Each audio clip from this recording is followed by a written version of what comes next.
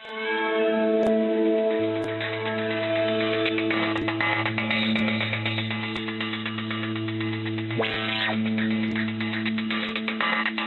I want to introduce Mr. Kevin Schulzenberger, who's going to give us a little background on the awards.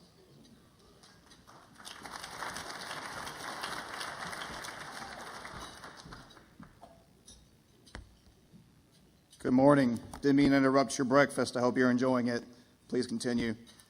The TAG Excalibur Award, hosted in collaboration with the Business and Technology Alliance Society, recognized companies and organizations throughout Georgia that demonstrate the best use of technology, typically provided through a third party to solve complex business problems. A technology-enabled company may also develop its own non-commercial technology solution to enhance its business. The criteria for entry are complexity of the problem, creativity of the solution, and return on investment. This year we received over 90 applications. This just proves that Georgia is the place to be for technology. Thank you.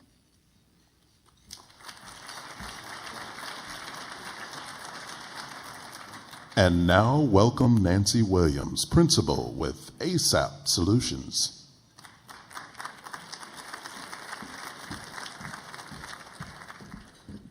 Good morning, everyone. ASAP Solutions Group is a national and international technology consulting services firm.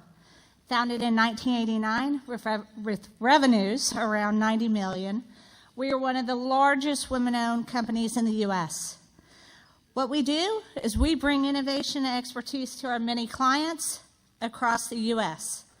Along with our 900-plus professionals, we are honored to be a platinum sponsor of this magnificent award. I, along with members of our team, want to truly thank our clients, which many are in this room, for believing in our company and our vision. Innovation is the fuel that accelerates progress, and that's why it is so critical that we recognize the innovators that are moving Atlanta and Georgia forward through technology. As a global IT solutions pioneer, ASAP Solutions Group is proud to be part of Atlanta's community of innovators. We understand the importance and impact of problem solving, and that's why we are a proud sponsor of the TAG Excalibur Awards.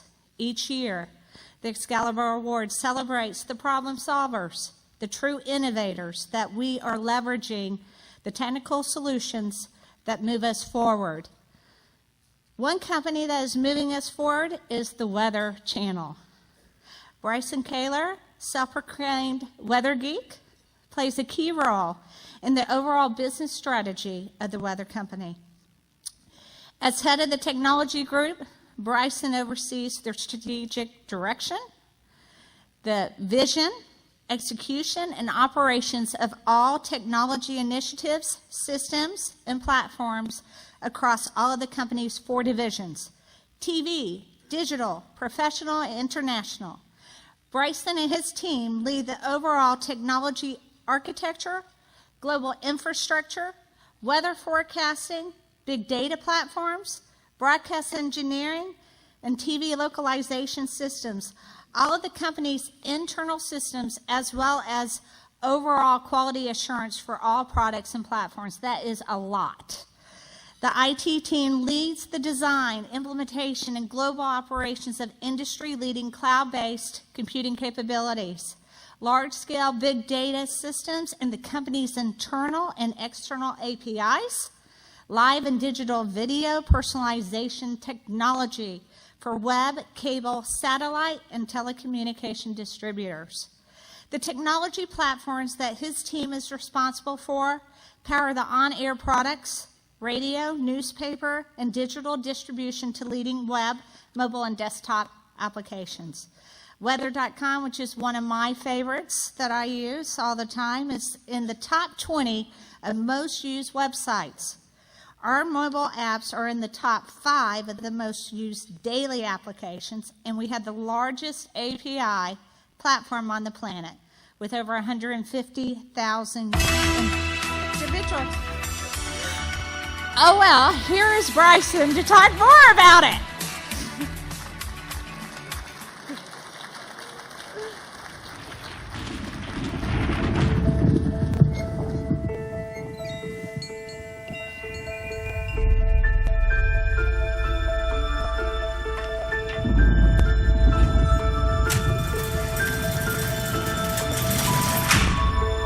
Nothing impacts my livelihood more than weather. Even just a couple of years ago, I didn't always have enough time to prepare for the worst nature had to offer. We're already seeing evidence of a very serious tornado threat today. But things have changed. Everything is becoming connected. And that could mean the difference of another minute to protect my business and my family. Because when it gets bad, seconds matter. There are a bunch of severe warnings here. The movement on these storms is generally very quick, off to the northeast at 50 or 55 miles per hour. That area could easily put down a tornado very soon. We are getting reports on the ground that this is a large and dangerous tornado taking place.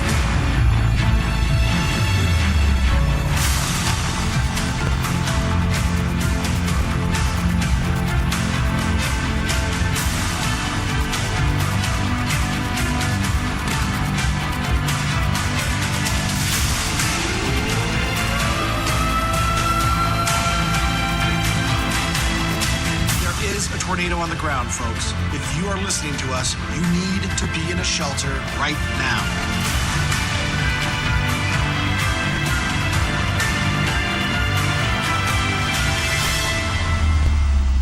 We've noticed a downward trend in that rotational signature, so that seems to be some better news. Speed and information are vital to me. Having both gives me the confidence to prepare for what's next.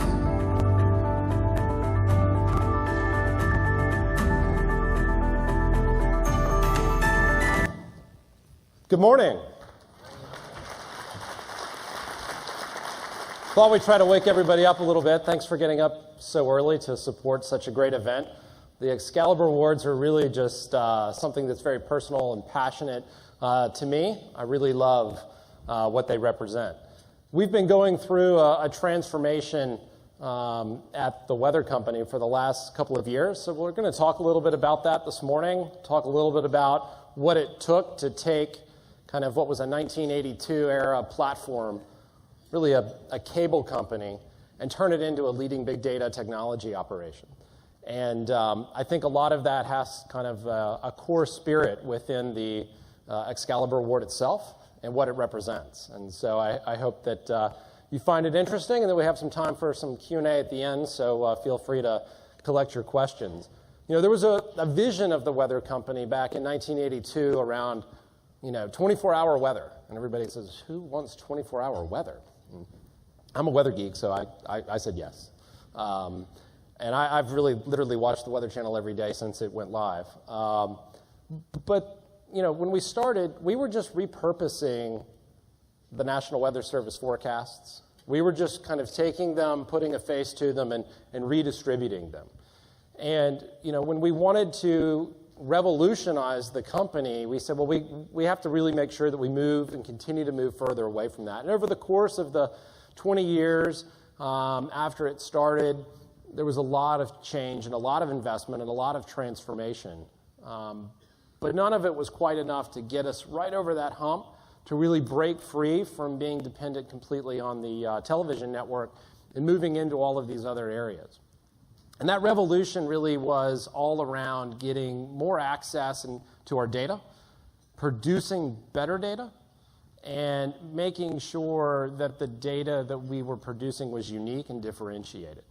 So today we reach almost 200 million unduplicated consumers each month, and we produce about 15 billion forecasts every day. Outbound to Apple devices, Google devices. If you've got an Apple device or a Google device here in the room, thank you for being a customer. Whether you know it or not, or whether you've downloaded our app or not, we're providing weather to that device. And so that growth And that transformation has been part of the journey that we'll talk about. We also power airlines. We power about 48 of the world's 100 largest airlines, all of their in-flight turbulence tracking, all of their flight planning, everything that goes on related to from a plane pushing back from the gate through its course all the way to where it lands, helping airlines route around weather in real time, taking telemetry off the aircraft and bringing it into the environment so that we can process it and send it back out. Really kind of the epitome of a big data platform. Real-time data, massive scale, lots of fun to deal with, and clearly the stakes are pretty high and you don't want to have any errors. So a lot in the B2B space. The television space is still incredibly important to us. We've gone through a massive reinvention of both the Weather Channel, which I think if you watch the Weather Channel, you've seen that over the last couple of years, reinventing the localization platform that's there, and then going through and really helping the 500 plus broadcasters that we work with around the world to help them localize weather every day. So all of the systems that they use, all of the weather that they bring in, if you watch an ABC, Fox, CBS, NBC affiliate, you have a 95% chance that that weather that you're seeing, the visualization that you're seeing, is coming from us. Now, we give those local forecasters the ability to edit the weather that we give them, and they do that. They want to make sure that they're adding value. But 80% of the time when they do that, they make the weather forecast less accurate. So we're working on ways to help them feel like they're an engaged part of the process without them lowering the level of accuracy from the data that we're giving them. So there's an innovation that we haven't yet solved, so we're open to ideas on that. And then we take all of these capabilities from our consumer space, the web, mobile, all of the B2B things we do. We wrap those up and we provide services to governments around the world. So that's really kind of a quick snapshot of who we are at the Weather Company. And that underlying value, the reason why we're able to do that, the reason why we can be the world's weather provider is because the source of the weather data that you get does matter. Just a quick graph of accuracy, and you can see the range there of accuracy on a 3-day forecast can range from somewhere around, below 60% accurate to somewhere in the mid to upper 70s of accuracy. It's a really big range. And making sure that you're the world's most accurate forecaster is kind of core to our mission as a company. And we have been working very hard to reinvent the forecast, reinvent the computing that goes behind it, and reinvent the data that goes into it over the last several years to ensure that we can maintain the lead of being the world's most accurate forecaster and continue to set our sights on how do we get to 100% accuracy. It's a humbling job to basically spend your day publishing data that is wrong 25 to 30% of the time. Right? How many of you get that? That's just, that's tough, and so our goal, 100%. Like, why can't we get to 100% accuracy in the forecast? Like, that seems achievable. Now, meteorologists will tell you you're nuts, and there's not enough data, there's not enough compute, there's not enough atmospheric science. We don't have a good understanding. We can't do this. So we are constantly striving for ways to prove that wrong. And that is kind of core to the innovation that we have within the science of our company. And when you have the world's best data, and when you have a big data platform, you can do interesting things with it. If you think about the intersection of consumer behavior and weather, you think about the intersection of your own life with weather, right? It's going to be a beautiful weekend here in Atlanta, which is great. I was in Boston yesterday. It was 43 degrees, raining with 45-mile-an-hour winds. It was beautiful. But it's going to be beautiful here in Atlanta. And because it's beautiful here in Atlanta this weekend, it's going to probably alter what you do. It's going to alter what you do with your family. It's going to alter what you do if you're out on a date. It's going to offer all these opportunities for you to adjust your lifestyle, in our case this weekend, for the better. So we've gone through and we've started to figure out how do we help companies understand that intersection of consumer behavior and weather better. We call that Weather FX. I'm a big fan of beer, and because it's past 8 o'clock in the morning now, we can talk about beer. And beer sales are influenced by weather. Now, I questioned this at first because in my house, beer sales are consistent. But in many households, beer sales do fluctuate. And they fluctuate based upon the weather. Now, you can take any SKU in a local retail store, and you can apply big data science to it and understand what are the influences that has on the sale of that product. It could be shampoo, water, it could be grass seed, it could be anything. And it is amazing if you take 10 years of historical weather information, and you take 10 years of point of sale data, and you take that and look at it on a global basis, it's amazing the insights that you can find. And that really is kind of the nugget of insight that big data plays and big data shops and people that are talking about big data platforms, that's what they're looking for. They're looking for those insights. So for us, it's that intersection of consumer behavior and weather. And we found that beer sales in the summertime increase upwards of 10% when it's cooler than average in Chicago for 3 consecutive days. Not 2 consecutive days, but 3. So if you're a beer manufacturer, producer, brewer, then going and advertising and increasing your advertising when it's warmer than normal may be throwing money out the window. Save your money and spend it only when the weather forecast shows you that you can drive and influence consumer behavior. And so what we've been trying to do is understand, how do you build a big data platform? How do you expose that to any sort of company around the world?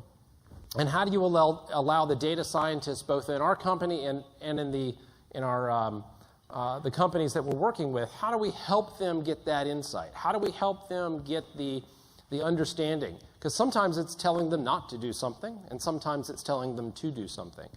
And so those beer sales, as the example that we're using, a fascinating example of when you have 40, 50 years of historical weather information, when you have the richest set of current condition weather information. We have access to over 40,000 weather stations around the world that we ingest data from roughly every 3 seconds. The National Weather Service, by comparison, in the United States, has just 1,300 reporting stations. So having a broader sample set that we can pull from that helps us really understand what's the current state of the world's atmosphere, what's the current state of the world around us, that helps influence what you're going to do when you walk out of this ballroom this morning. We also then have the world's best forward-looking forecasted weather information. So when you combine historic, current, and forecasted weather information, you get this amazing ability to really help influence the purchasing decision and really help influence businesses to make better decisions in what they're trying to do. Now, for us, we had to build a completely new platform to do that. Again, we were starting with a lot of different components that have been cobbled together from many different companies that we had bought and acquired and pulled together. In some cases, we had underinvested.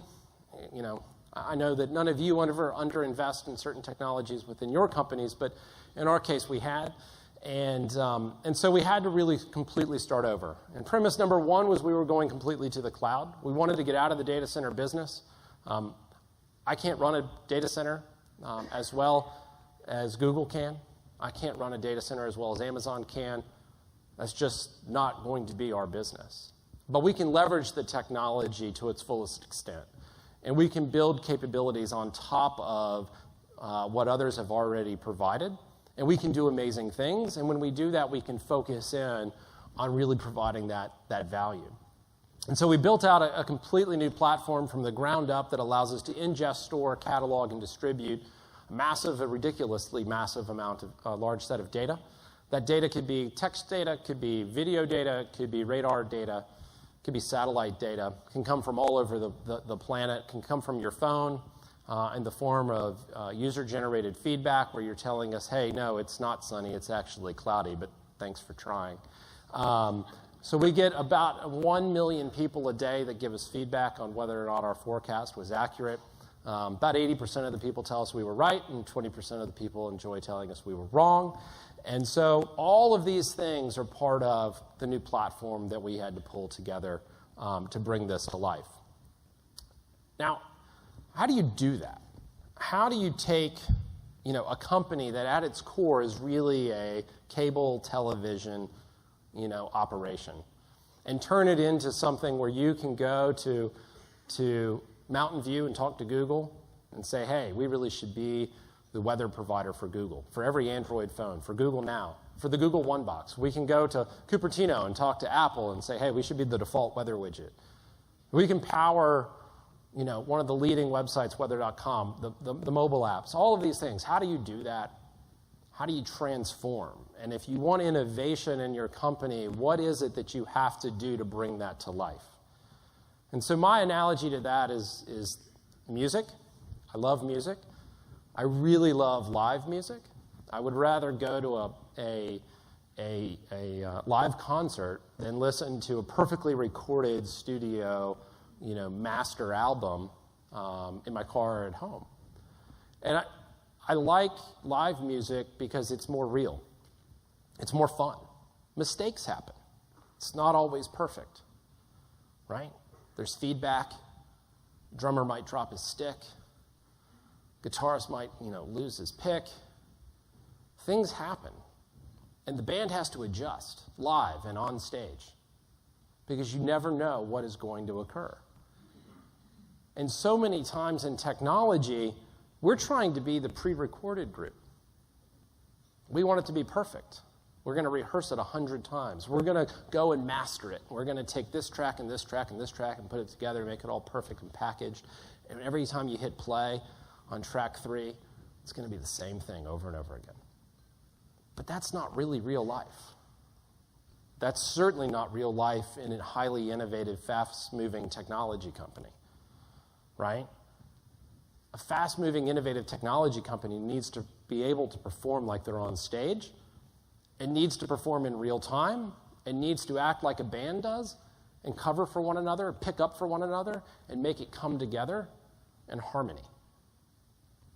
And so my message overall today, if you're looking at innovation and you're trying to figure out how do we become more innovative, how do we put forward so that next year we can apply for an Excalibur Award. We want to submit our great idea. I think first and foremost, it starts with you looking at the culture of your organization and deciding for yourself, are you ready to be live? Or are you still trying to be pre-recorded? When you are live, you change what gets measured, right? Across the top there, you see a whole bunch of green dots just representing a whole bunch of servers. Everything's great. It's a happy day in the data center farm.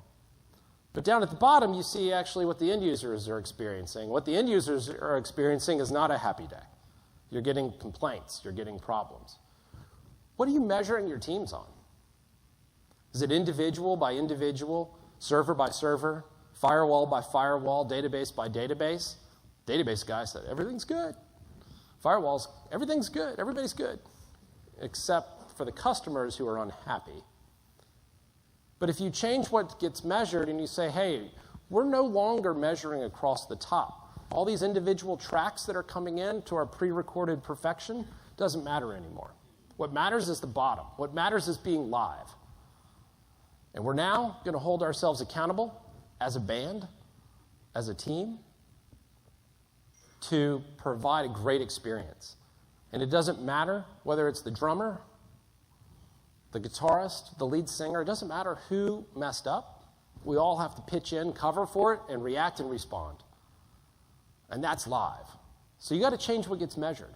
Because if you measure your team on the overall production of the show versus the production of their individual track that came in to produce the pre-recorded masterpiece, you will absolutely change the culture of how your team is working together and what you can get done.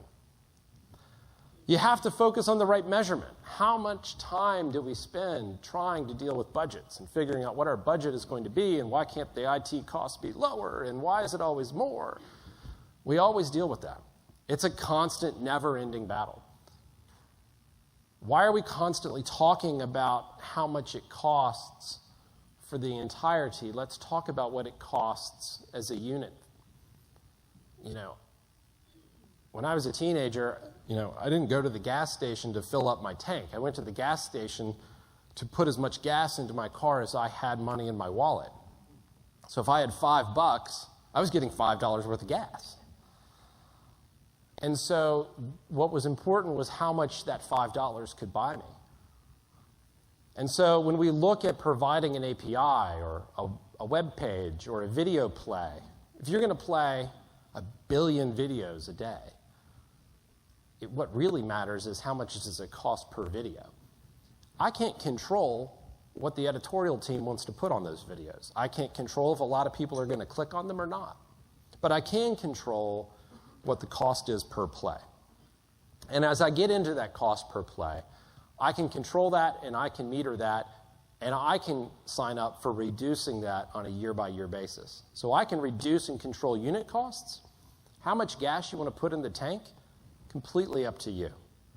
And when you change that conversation, it really takes a lot of the kind of almost nonsense conversation that you end up having around, well, what's the total cost going to be? Let's say, well, here's what I can commit to. Here's the unit cost. How much do you want to buy? It's amazing the transformation that has then with the users and the business teams that are part of the conversation, because then all of a sudden, they're signing up for it too. And that really is a key part of innovation because you have to bring everybody along together. And you have to get work done in a different way. Look, we're all competing with the startups. We're all competing with folks and companies that are coming up with new ideas and nipping on our heels and constantly trying to set us back. We're all dealing with that. And it's going to be really, really, really hard to out-innovate, a really small, nimble group of very switched-on people, especially when you're in a big corporation or a big environment. So innovation in a big company is a lot harder than innovation in a small company. So use the time. Use the 24-hour clock to your advantage. Find a way to make it work as a crank so that the teams around the world are working not as just one big team, but as handoffs to each other so that you can constantly get a 24-hour cycle going on within the environment. That's a really, really important part of innovation. You have to be able to figure out how do you get your teams to out-innovate small, really switched on and really innovative and engaged people who don't have the constraints and the blinders on that we all just inevitably get within our organizations. So innovation is not a project. It's not a council. It's not a job. It's not a role.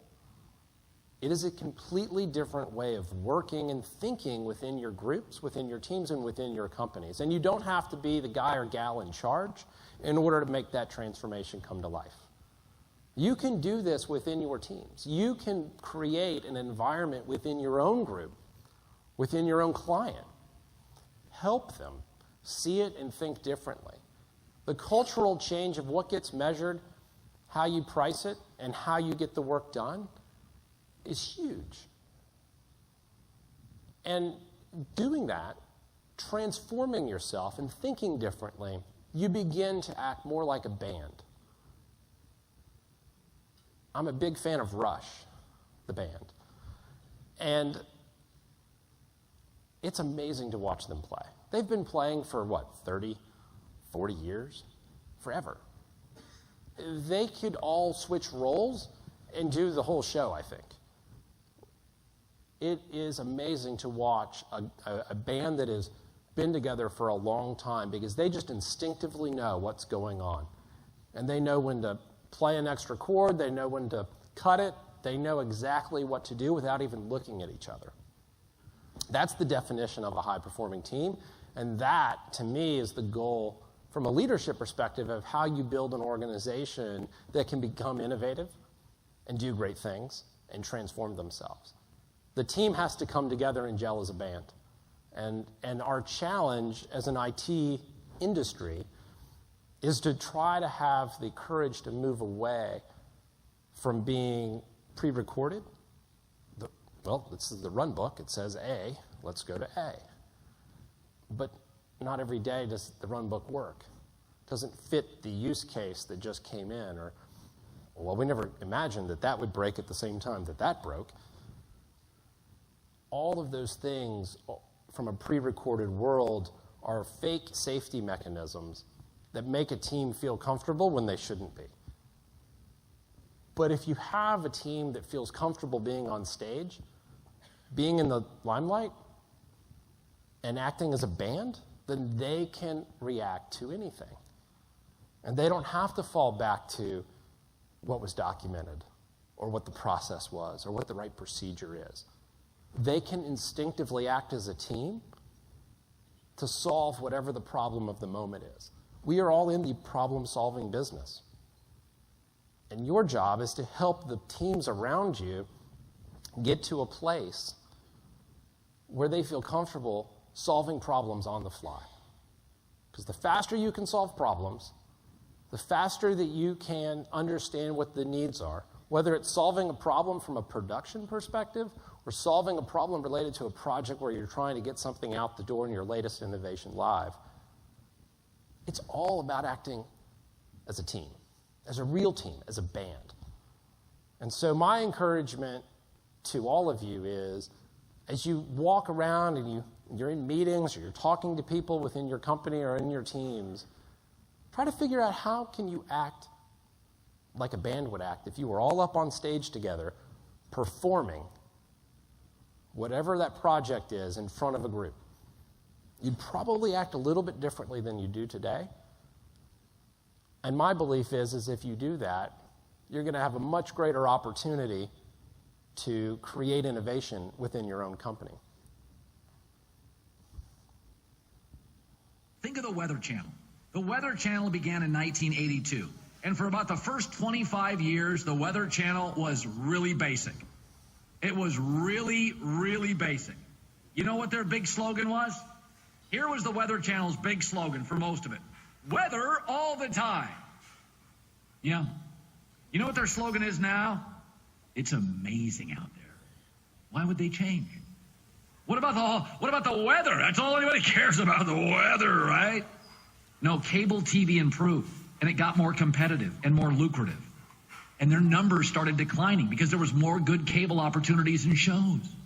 So what did the Weather Channel do over the last 3 and 4 years? Better graphics, documentaries, better digital presence, cooler shows. Started paying for Al Roker, Sam Champion.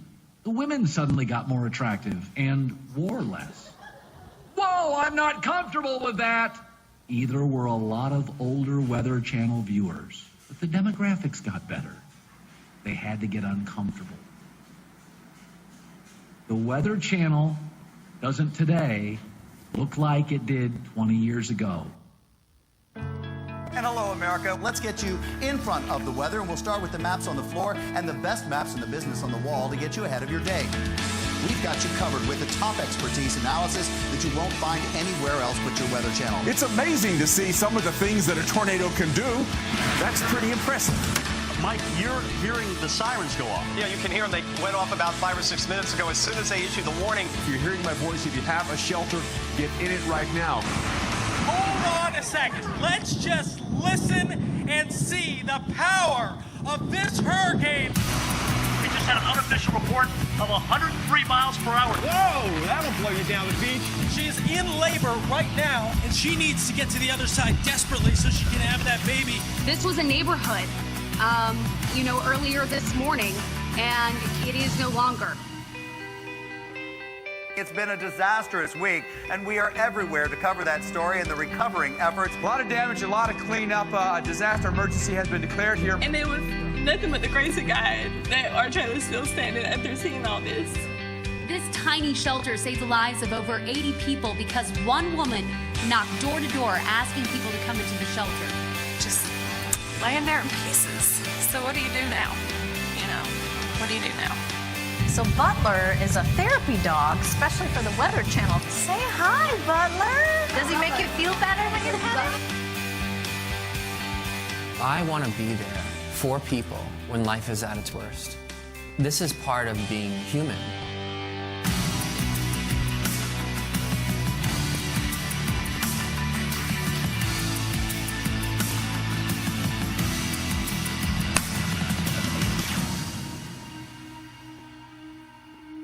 So when you deal with live TV, it's very similar to being a live band. And that can teach you a lot about running a live IT operations team. It can teach you a lot about running a technology team that builds products, development organization. Because there isn't time to think, everything is live, it's right now. There is no, wait, hold on, give me a second while I figure something out in TV. And that's very similar to what I think it takes on the development side, creating products and creating innovations in the other parts of an IT organization, to think and function and work like that. And so when you think back to, well, what could we do differently? What could I have done differently on that last project? Have the courage. Have the courage to commit. Have the courage to lead your team and have the courage to be a leader, because everybody has that in their job description, even if HR forgot to write it in there. Change what gets measured.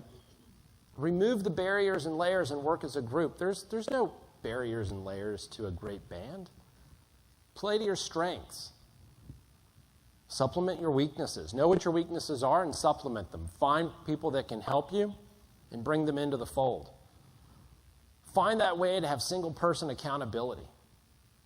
If you walk into a meeting and you can't figure out who's making the decision, leave. Like, it's a waste of time. And you're not going to be innovative, and you're not going to be fast, and there's no velocity if everybody just sits around waiting for somebody who doesn't even know who they are to make a decision on something. So rapid decision-making is critical. You have to know your customer base clearly, know what you're going after. For us, it was the weather geek, the weather enthusiast, which is where It's Amazing out there came from. Because weather geeks, weather enthusiasts are enthralled with Mother Nature, both the beauty of it and the destructive power of it. Have the courage to make that decision for your team or for your company. And be the chief disorganizer. It's really my main job, is to disorganize the old way of doing it, to disorganize the comfortable way of doing it, and give the team the courage to be live. So thank you.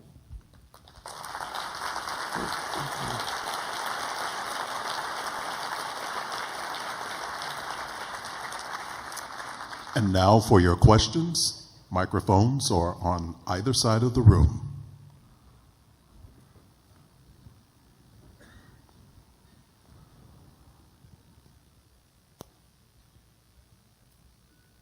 Anybody have any courage? No questions? Any questions? There's a question in the back.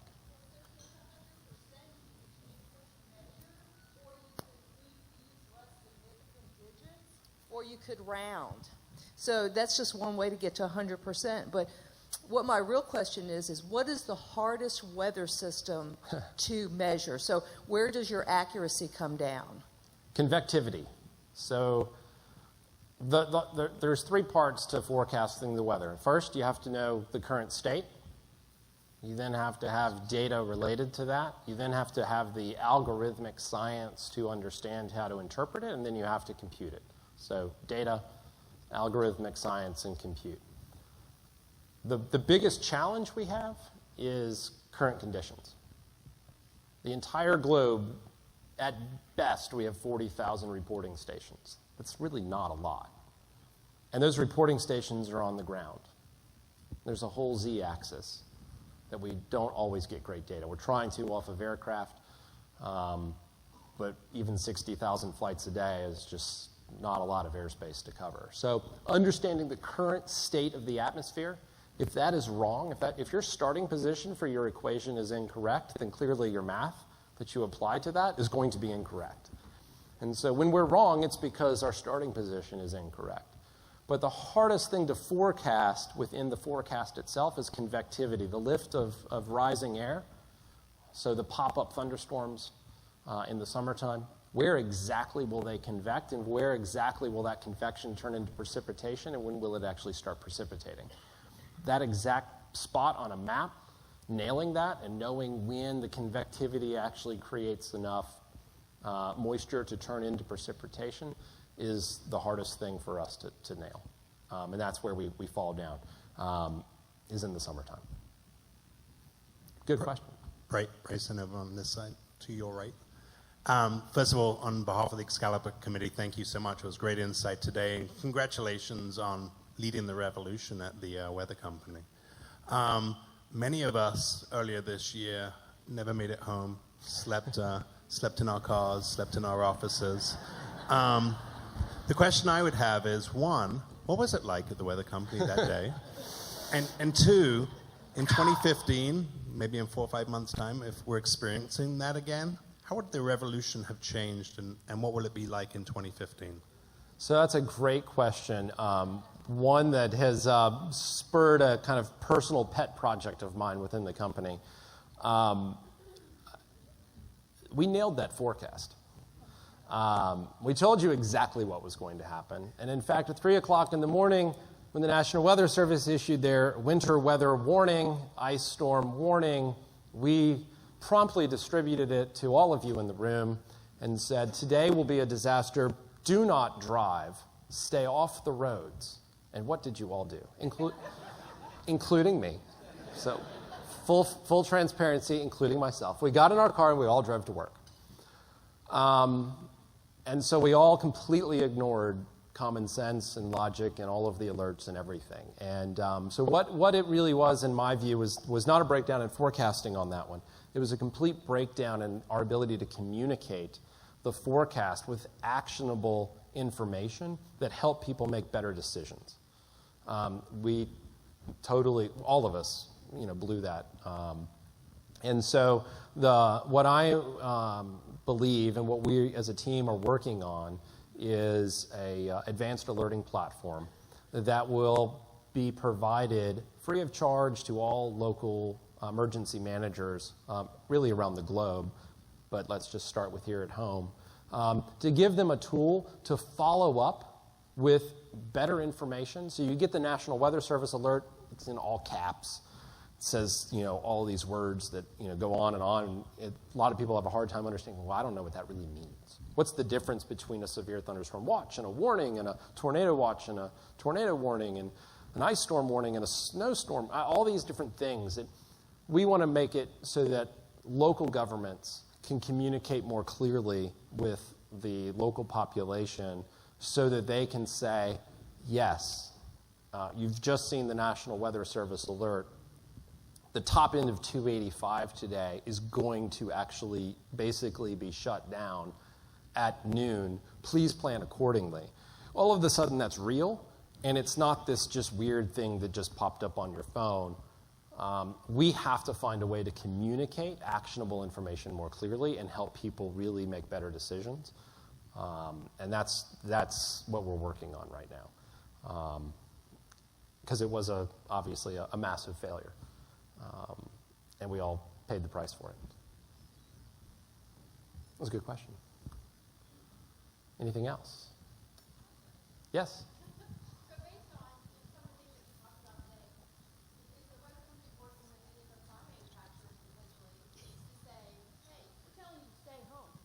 Now your car doesn't work, right? I mean, well, the car manufacturers seem to be solving that themselves. We do a lot of work with the car manufacturers. GM, Toyota, you name it.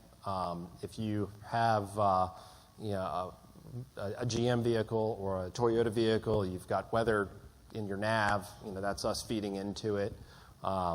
So we do a lot of work in the automotive space. We have not yet gotten into a thing where we're going to lock you out of your car. But that doesn't mean that, the warning that should pop up on your screen that says, "Are you really sure you want to do this?" Yes, I am. Stupid computer. Yes, we should. That's a great idea, and I can't say it's something that I think we've probably not had that level of conversation, but I think that's where it's headed. From an alerting perspective, we have to first capture what the alert is. We don't want to be in the business of creating alerts. We want the local emergency managers or the federal emergency managers to actually create the alerts. Our job is to distribute them and inject them into people's lives before they make bad decisions. And so we're trying to solve for that. So it's a great idea. I'll have to write that one down. All right. Okay. Thank you. Hey, don't go far. Bryson. Oh, I'm coming back. Yeah. We want to thank you for providing your insights today. Thank you so much for entertaining us and, as always, giving us a little comic relief and sharing your passion for the weather. So on behalf of the 25,000 members of the Technology Association of Georgia, we want to give you this honorary Wow. Boy, thank Excalibur you. Award. Thank you, my friend. Appreciate that. Okay. Great. Thank you.